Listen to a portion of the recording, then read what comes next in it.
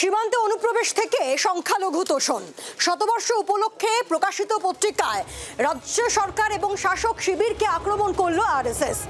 অনুপ্রবেশ প্রশ্নে পাল্টা কেন্দ্রীয় স্বরাষ্ট্র মন্ত্রকের হাতে থাকা বিএসএফ এর দায়িত্ব মনে করালো তৃণমূল কংগ্রেস। 1925 থেকে 2025 100 বছরে পা দিল রাষ্ট্রীয় স্বয়ংসেবক সংঘ। এই উপলক্ষে একটি বিশেষ পত্রিকা প্রকাশ করতে চলেছে আরএসএস। শতবর্ষের পত্রিকার ছত্রে ছত্রে সংঘের নিশানায় তৃণমূল কংগ্রেস। অনুপ্রবেশ থেকে সংখ্যালঘু তোষণ, নানা ইস্যুতে কাঠগড়ায় তোলা হয়েছে রাজ্যের সরকার ও শাসক শিবিরকে।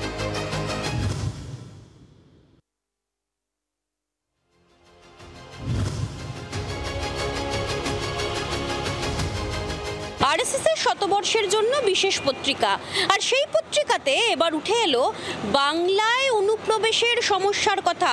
উদ্বেগ প্রকাশ করা হয়েছে, তাতে উল্লেখ করা হয়েছে তৃণমূল জমানায় সব থেকে বেশি অনুপ্রবেশের ঘটনা ঘটেছে, যা নিয়ে প্রশাসনের সতর্ক হওয়া উচিত ছিল, তা নিয়ে সতর্কই হয়নি প্রশাসন।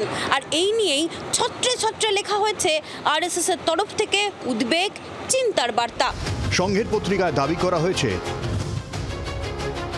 পশ্চিমবঙ্গের জিহাদি উপাদানগুলির ক্রমবর্ধমান হিংসা, সংখ্যালঘু ভোট ব্যাংকের রাজনীতির কারণে রাজ্য সরকার দেশবিরোধী উপাদানগুলিকে উৎসাহিত করা এবং রাজ্যে হিন্দু জনসংখ্যা হ্রাসের বিষয়ে সর্বভারতীয় প্রতিনিধি পরিষদ গভীর উদ্বেগ প্রকাশ করেছে।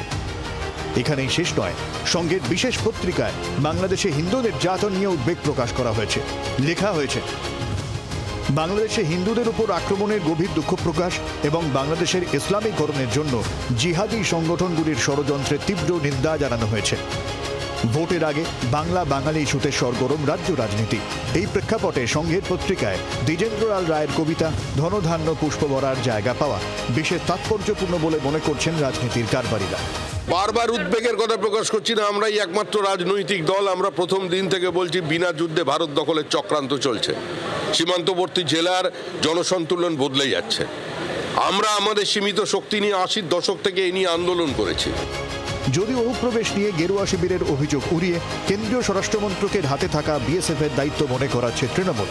আরএসএস এর পত্রিকা রাজ্য সরকারকে কেন বলছে? আরএসএস এর পত্রিকা বলুক অমিত শাহের স্বরাষ্ট্র দপ্তর ফেল করেছে, সীমান্তটা তো কেন্দ্রীয় সরকারের স্বরাষ্ট্র মন্ত্রকের। আরএসএস পত্রিকা বলুক যে কেন ত্রিপুরায় বিজেপি শাসিত রাজ্যে সেখানে কেন রোহিঙ্গা ঢুকছে, সেখানে কেন বাংলাদেশি অনুপ্রবেশকারী ঢুকছে, সেইগুলোর কৈফিয়ত দিক। সব মিলিয়ে ভোটমুখী বাংলায় ঘাসপদ্মের সংঘাতের আগুনে ঘি ঢালল সংঘের শতবর্ষের পত্রিকা। ক্যামেরায় শুভ্রর সঙ্গে মৌমিতার রিপোর্ট, জি 24 ঘন্টা। বাংলার আওয়াজ, বাঙালির আবেগ, জি 24 ঘন্টা।